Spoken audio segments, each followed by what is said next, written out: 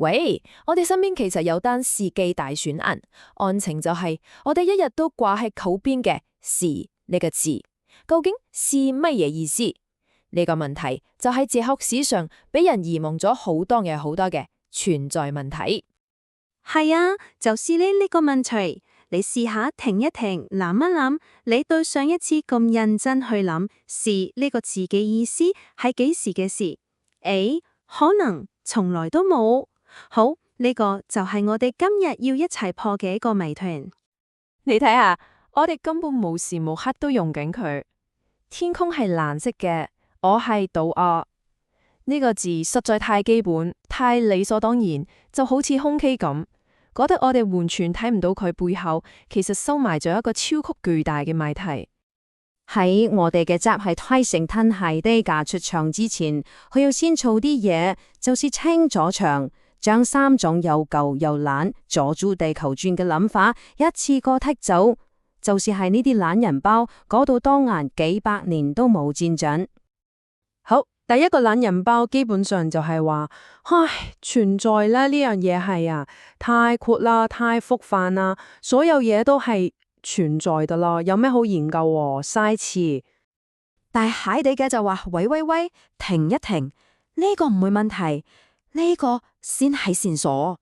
你諗下，就好似你想將所有嘢都放入一個叫做嘢嘅花櫃裏邊，咁有分等於冇分呀嘛？正因為佢咁特別，超越晒所有普通嘅類別，先證明存在唔係一條鬼頭香，而係一條極之重要嘅線索。第二個懶人包，重懶，基本上就是攤大手板畫，切，定義唔到嘅，唔好搞啦，散會。喂，你聽下，是不是好像啲人不想做事的借口先？呢個諗法錯晒啦。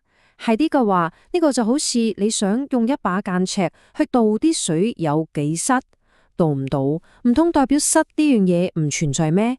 更是唔係啦，係你用錯工具咋嘛？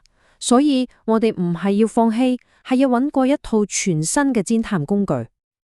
OK， 到最後那個懶人包，也都是最大眾化的一個。簡單來講，就是是不是問呀？阿媽是女人，個個都知係是沒意思啦，好明顯咯但係咪真係咁理所當然呢？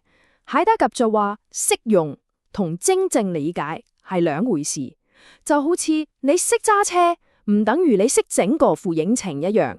我哋對存在嘅理解就停留咗喺識揸車嘅階段，但對裏面副機點樣運作，完全係一頭霧水。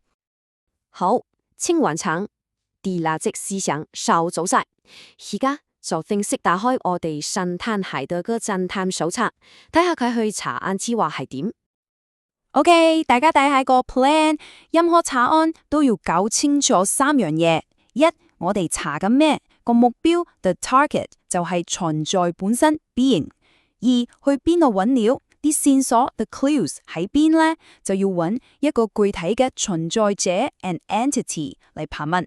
三，我哋想查到啲乜嘢？個終極目標 the goal 就係要揾出存在嘅意義 the meaning of being， 係咪好清晰呢？行動計劃 get。案情嚟到最關鍵嘅一步啦，我哋要揾一個存在者嚟盤問。但係宇宙萬物，地球上有咁多嘢，石頭啊、貓啊、樹啊，我哋應該揀邊個好？揀錯咗，成單案就好有可能玩噶啦。不如盤問舊石頭，你醒埋去問他，喂，石頭哥，你覺得存在點有咩感想啊？他睬你都傻了，因為存在那回事對他來講根本就不是一個 issue， 他 WFC。它就只是在那，就是咁多。咁貓仔呢？貓有生命，有感知我，但你覺得佢會唔會喺度煩惱自己嘅喵生意意義係咩？應該唔會，佢可能最多都係諗緊，逛逛喺邊呢？邊個智商最好瞓呢？所以唔得，我哋需要一個更加特別嘅嫌疑犯。當當當當，答案揭曉。那個獨一無二的頭號嫌疑犯就是我們自己。海德格就幫這個特別的存在者改了個專屬名，叫做 Dasein。記住那個德文詞 D A-S-E-I-N，那個字指的就是你，就是我，就是所有會走去問存在是什麼的各種存在者。好，既然鎖定咗頭號嫌疑犯就是我哋自己，得先。而家係時候將我哋自己擺上貧民台，找田機。究竟我哋有咩咁特別，令我哋成為破解呢單懸案嘅唯一希望？首先，最重要嘅一點，我哋嘅存在本身對我哋自己嚟講係一個 issue， 係一個問題，係一件我哋會關心嘅事。社圖唔會 care， 但你會 care 你嘅人生過程點。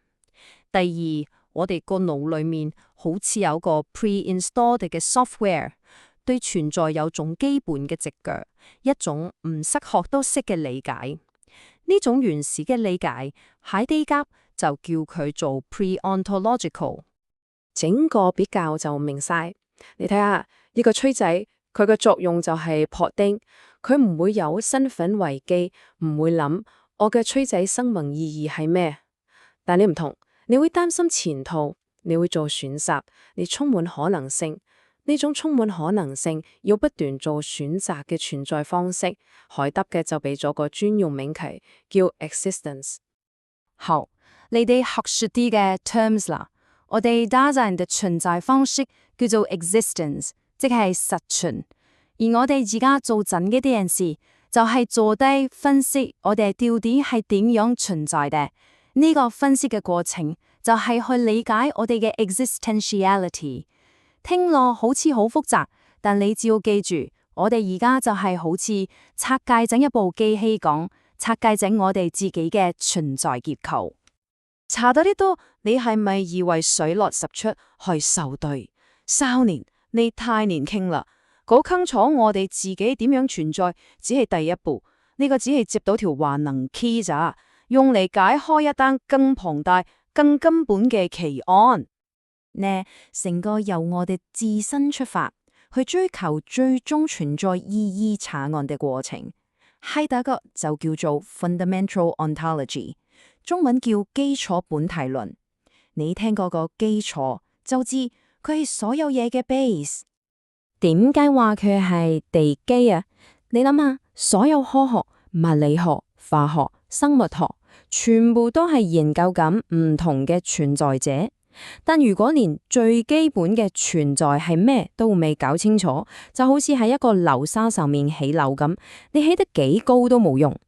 所以呢，講清楚呢個問題係會徹底動搖晒我哋對所有知識嘅睇法。好啦，講咗咁耐，呢單橫跨幾千年嘅哲學懸案，查到最尾個箭嘴都係指翻住我哋自己啊！同我一齊拆解完存在嘅謎團之後，而家我想將個問題拋翻俾你啊！諗咗咁耐存在，咁你又打算點樣去存在呢？